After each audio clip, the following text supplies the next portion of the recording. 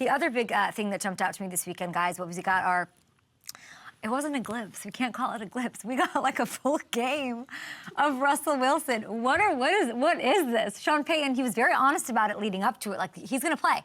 He's going to play. He's going to get some looks. There was a lot that jumped out to me on Friday night. And while obviously they're not going to give everything away in the preseason, there were some little tweaks, little differences in the approach that Payton is taking with Russell in this passing game. First of all, he was out there well into the second quarter. And I know that Darius Butler wants to talk about it.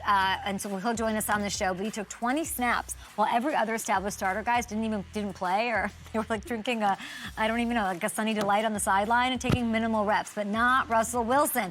I think that's a message from Coach right there that there's plenty of work to do. Okay, you're going to get out there. We're all going to take a step back. We're going to humbly approach this entire season, and you're going to play. And it's a huge risk. It's so Sean Payton. It's a huge he was in the second quarter. And I was like, I don't like this. I don't even like it a little bit. But when you really dive into the plays that Russ was out there for, I think the biggest change I've been hoping to see in the passing game was already really evident for everybody, and that's the use of play action. We have been barking. We have been, beating the drum for this. T.J. Ward, Kareem Jackson, we've had Patrick Surtain. Is he going to use play action? Will you please cater to Russell Wilson? I've gone over it a bunch. The Broncos were among the teams to use play action the least last year. When you look at Russell's time in Seattle, Pete Carroll used it a ton. Russ had the third highest passer rating in the NFL off of play fakes. It's where he comes alive. He thrives in that. And that's why it was so great to see 5 of Russell's 13 attempts on Friday night coming off play action, okay? 4 of his 6 first down completions. So you can see sort of the confidence with him. You can see the comfort level with him letting those throws rip and fly. He finished the day 6 of 7 when throwing on first down for 72 yards, and more than half of those coming off play fake. So with this upgraded offensive line, you got Javonte Williams, hopefully healthy. Why do I think he's healthy? Because they didn't add anybody else, and they probably wanted to. And we know how important the run game is going to be, and they sort of stayed pat, and they say Williams is going to be the dude. This is the move.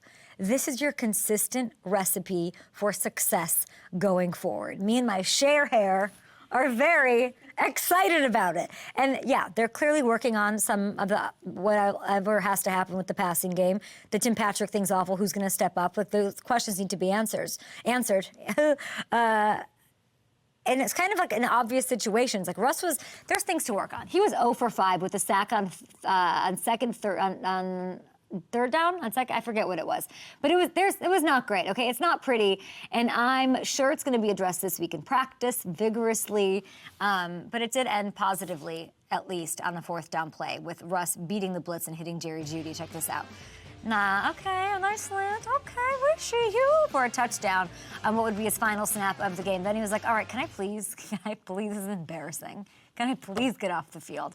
Of course, and Russell Wilson being embarrassed does not happen easily. So he's got to get out there and get his rest in for the rest of the preseason. We don't want to read too much into this, but I do think it's clear Sean is making his presence felt on this offense. And I'm interested to hear where he feels they stand throughout the week here and into the next game.